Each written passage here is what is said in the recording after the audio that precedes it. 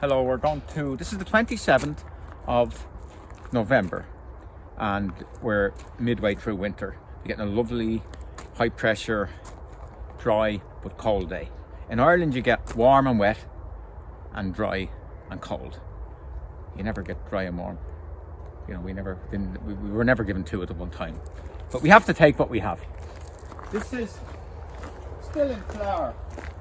Viburnum, I mentioned it the last time. Viburnum summer snowflake. You could have called it winter snowflake, really. Still in flower now. The remnants, Wildeve, and we have, I think it's flower carpet pink, still in flower. And look at this. This is the winter coat of the Japanese Hakonechloa grass. It's deciduous, but it's quite beautiful with that parchment look, that strawy parchment look for the winter. Really, really good grass for shade. It's like, regard it like as a mini bamboo, really. And the top is still okay.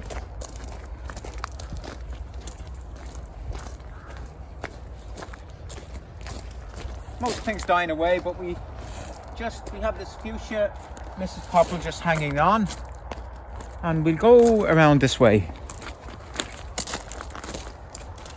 Actually, nice autumn colour on the Liquidambar.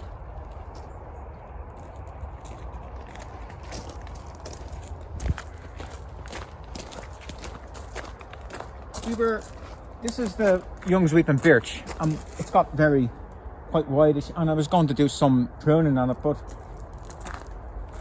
looking at it again with all the leaves off, I'm sort of inclined to leave it alone. I might take some of the inside branches right back to the trunk, but I think we have the space for it here, so we're going to leave that. Now if we look in there, we can see, because we had a very wet late summer and autumn, the hydrangeas actually put on extra growth and they're flowered really late, and that one is called Generale something or other. Really good. What we have to do, that smoke bush, Grace, the variety called Grace, it is got too big, so that has to be brought right back in. So it's lovely autumn colour in it at the moment, so we leave it for another while. Look at the lovely autumn colour in this as well. It's a Molinia, tall Molinia. It's good autumn colour. I actually prefer the deciduous grasses because every year you remove everything and start again.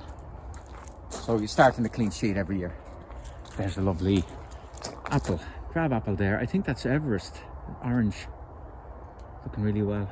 Little orange apples. The birds are not hungry enough yet to eat them. A few straggly flowers on the Hypericum Hidcote.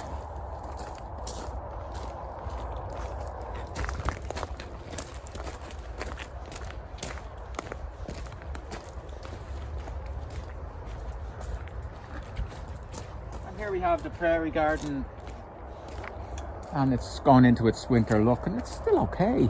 It's okay. Now, we didn't remove any leaves. We didn't do any leaf raking. We just left them all.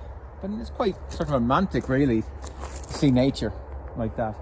And what we're going to do, we have this very good Magnolia, I think it's called Elizabeth. The problem is, those birch trees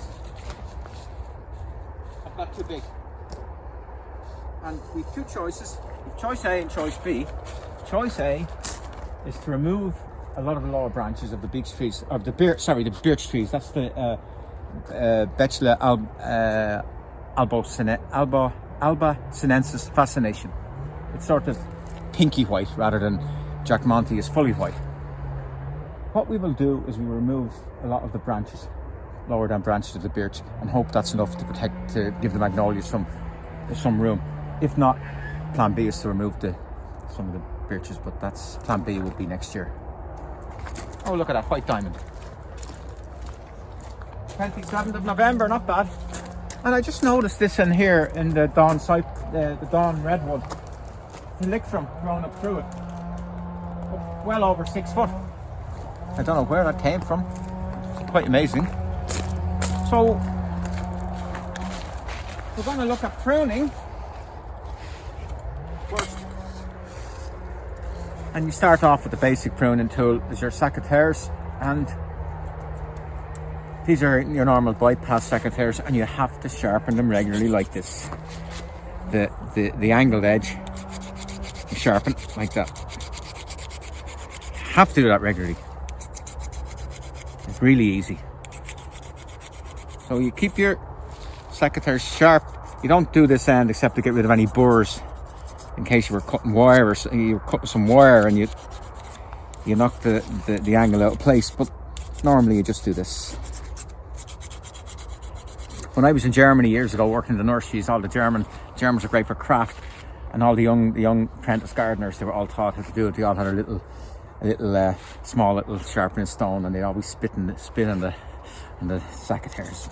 Couldn't obviously spit in the secateurs now with the COVID and that, but that was what was done the old way. Look at a few straggly flowers of a geranium. But let's get going. So we'll put a branch down. But what we're going to do tomorrow is I'm going to get a chainsaw. I'm going to get along with a chainsaw with a long pole on it, so it'll be able to go up really high. Now, I want to give a bit of health and safety advice. If you're pruning high up on trees, or even a little bit up on trees, and particularly if you're using ladders or you're climbing up, before you do it, the most important thing to do is to get YouTube and look up a few videos like chainsaw fails, tree cutting fails. Look at a few of them first. There's no point in looking at them afterwards when you're in hospital with your leg up like this. Look, it's really important because there's a lot of very elementary mistakes you can make and you don't have a second chance. So this is my high-tech pole saw. You know, I'm going to get patented and all, you know. But we're going to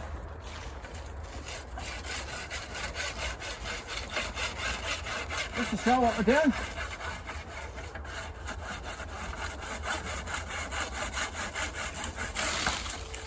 And what I like to do is I leave a little stub, and then that means there's less likely to tear the bark on the main stem, and then I come and just cut a little stub away afterwards. So this one will come out, but I'll do that with my proper saw. This will come out all along, this will come out, and I'll cut it off in a few little bits. I won't cut off in one big piece because I want to make sure that Viburnum, that really good Viburnum, doesn't get hit. No. That's a bit of fun. We look at loppers.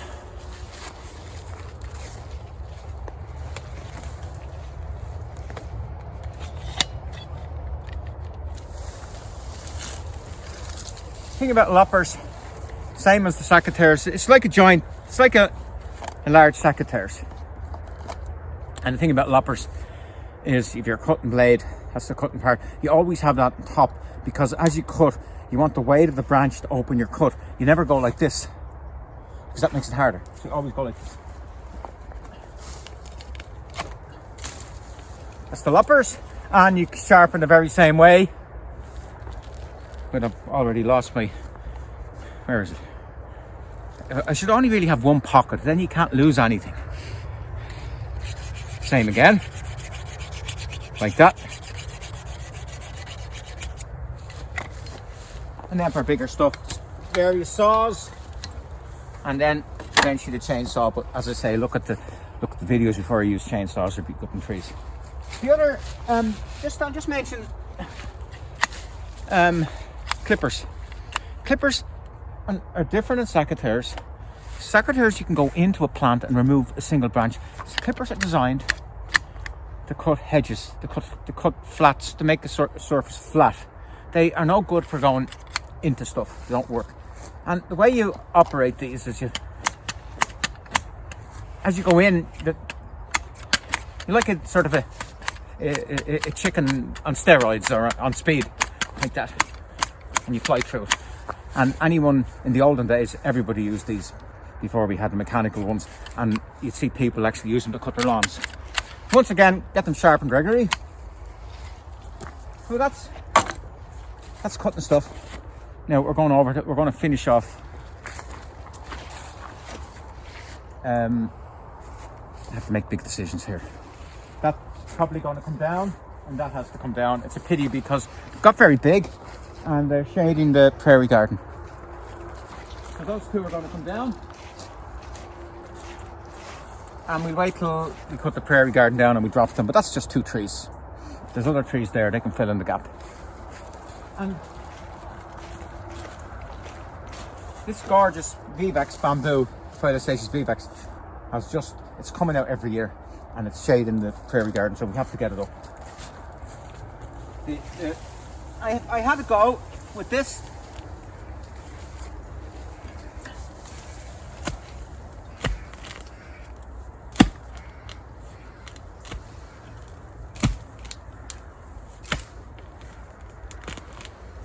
No. As it happens, we have going to get a bit of building work, and the builder will bring a little digger, and I'll get them to take them up. Now the thing about bamboos, when you take a big bamboo up like that, it's very unfortunate. You have to cut it. This is what you have to do.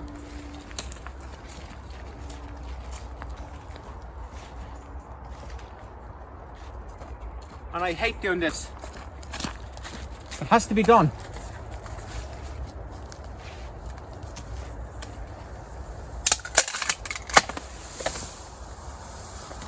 Look at those beautiful canes.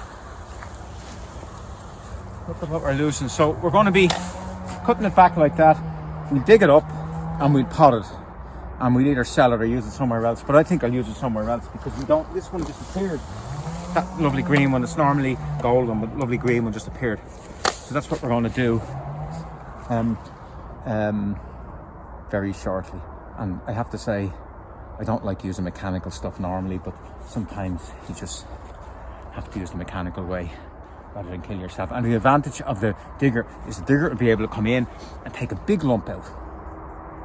In fact, if it took a big enough lump out, I wouldn't have to cut it back at all. But look at the height of that. That's up 20 feet. I have to cut it back. And let me see. That's really it. Look again. That's Madame. I think Madame Molinia. The Hydrangea late flowering. So that's it. I was talking to my neighbour next door, Brendan, and he has one of these and he lent it to me. One of these toys for boys. So I'm going to have a bash with this, see how we get on.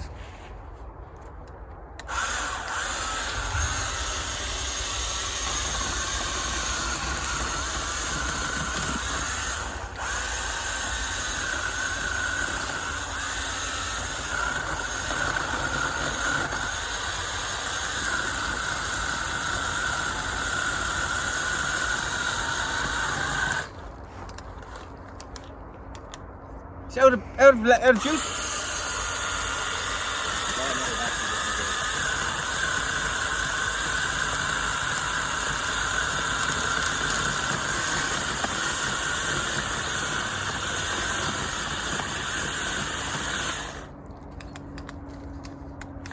Must be running out of battery. Here we just put a second battery in. Don't record any of this, David. We have to look confident in all these videos, as if we know what we're doing. Brendan's our technical director. Yeah, let's see. Ah, yeah.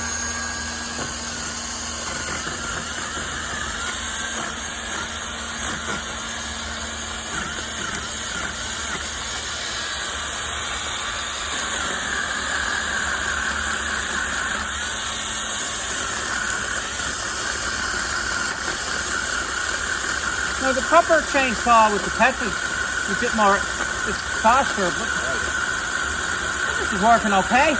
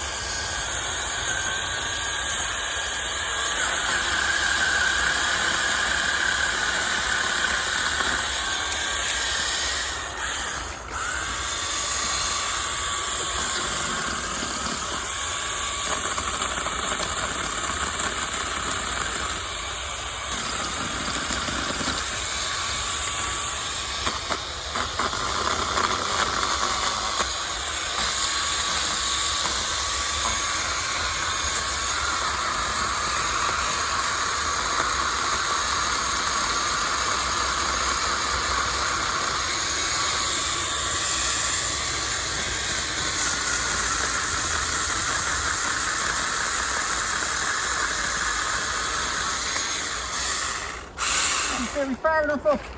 Maybe these two here.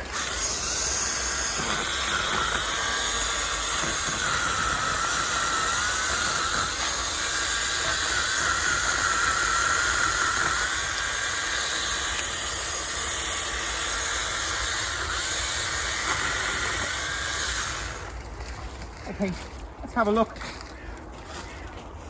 I don't think that's too bad. We'll do the same with the others later on, but that's still actually it nearly looks better. But beauty is in the eye of the beholder. But anyway, thanks for that, Brendan. And I've given myself, and I hope everyone else, a lesson in how to use long reach battery chainsaws. I'm sorry, it's me back again, and I'm sorry that we're extending this video a bit longer, but I have decided to reprieve those two trees, those two birch trees, because of the success with that one there. Now what we have to do is get rid of the ivy. That ivy there is more advanced, and you can see it has flowers on it now. The flowers will produce fruit. We're going to chop it at the base, so that the water can't get up to the rest, and it will die gradually over the next month or two. But at least there might be wildlife there for the winter time for a while anyway. They'd get a chance to move somewhere else. This is less advanced ivy. But so what we're going to do is remove the ivy, cut it here, let it die back naturally, and then pull it all down. And we're going to strip the branches up as well, so we'll get as much light as possible in the prairie garden. Now this is what you do with ivy. When you want to remove it from a tree, is you saw it off at the base, near the base, or use a hatchet without damaging the bark underneath as much as possible. Now this is tricky enough, and you do it in two places and leave a decent gap, because you want to make sure you've got it all done. Because the thing about ivy, if you even leave one stem, they sort of all mesh together further up, and that can provide enough nearly to keep the rest of the body of the plant going. So you have to make sure that there's a good clear gap, so you get everything.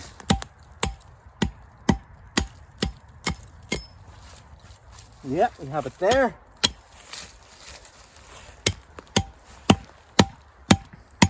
And so on, all the way around.